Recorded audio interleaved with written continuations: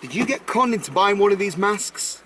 Do you realise that Warner Brothers has made millions because you've spent money on these? Now everybody's going in the comments, yeah, KaK M, you've bought them as well. Actually, the shop up the road give them us for free because nobody buys them anymore.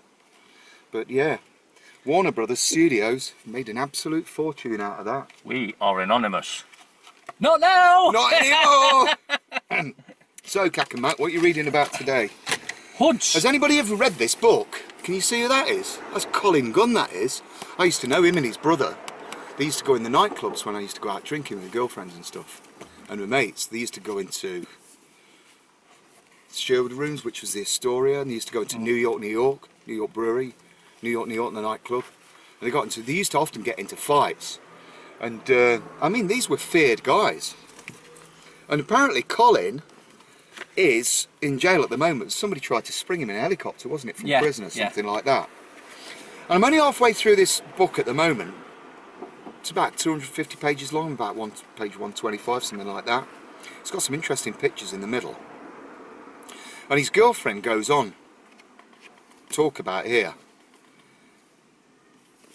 It says, I know there's a bullet with my name on it, says his girlfriend. Sometimes I think I should just go back and take what's coming because I know they will find me.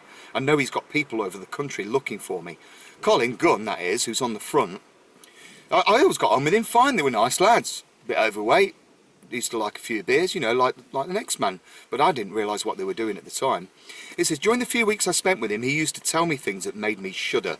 He even told me about this guy who'd been fed to the pigs when he talked about the people who'd been killed by his gang. It's because Colin used to brag about how he'd got all the cops in his pockets, Nottingham City Council and Nottingham County Council in his pocket. Some things never change. And a couple of knighted parliamentarians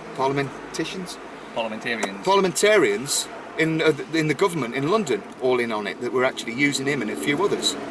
Because they had to, well, basically the government would give them figures and it would pass on to the police, right, you need to arrest 30 criminals this year.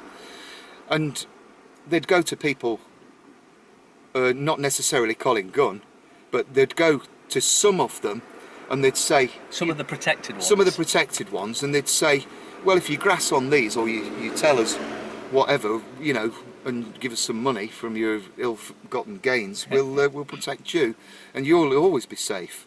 But eventually they double-crossed him and stitched him up. He should be out soon.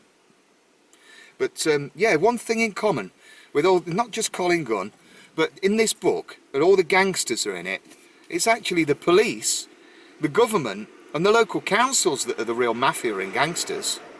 Apparently Colin was a good lad. Him and his brother Dave, say I used to know him, or it was alright with me. It said that they did all these bad things, but people on the old estate, you know, when somebody would get robbed or something, Colin would ask around for anybody got a TV for sale or hi-fi, whatever. Where'd you nick it from? Oh, that house on the estate. And that's it. He would go take you to in the forest, right? A burnt stump. It says this in the book, doesn't it? Yeah. Just say we're not making this No, stuff. you have to have a read of it if you like. He'd take you into the forest. He would nail your hand to the park bench, pour petrol on you and threaten you with a lighter for 2 or 3 hours until you actually admitted, yeah, I broke into that old lady's house. Then you'd return all their stuff and he would go and give them money. So in actual fact then, they were quite like the Krays, because they were sort of like that from what I remember. A bit like Robin Hood as well. Mm. There was I'd heard a story, a few stories. I start to time travel when I read this book. But again, Carl Feldstrom, there's supposed to be a Hoods 2 coming out. But yeah, there's a bit in this book that talks about an old lady, I think it was Christmas or something, and she hadn't got any money to put food on the table for Christmas lunch, and he went round and gave her 100 quid. But that's what they were like. They looked after their own in the particular Bestwood estate. And I'm sure this will ring with a lot of other people. But I knew a few of these fellas. Me too. There was the Time Centre, Jewellery Centre, where Marion Bates was shot down in Arnold. See it on there. I think it's an antique shop now, but it's been closed down. And there was Wayne Hardy. Mm. With him and his brother Dean. Yeah, there's Wayne Hardy, look. That's Wayne. There's Colin and his brother Dave. And Dave Francis, I knew him. He got sent back to Jamaica. Apparently he'd murdered 11 people, but there was some posse there. some Jamaican yardies in West Kingston that shot him about 4 or 5 times and chucked him in the boot of his own car. There's Gary Hardy. But Wayne Hardy, he was a bodybuilder, used to work with, I don't think we should mention his name, current Gangsters in Nottingham. You know who you are. I've got nothing against you. You're all protected by the local mafia, and you're legitimate businessmen, so respect to what you're doing now.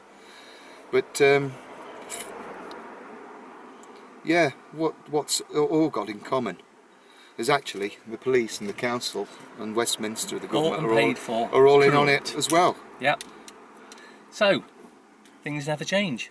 They were corrupt back in the 80s, they're even more corrupt now.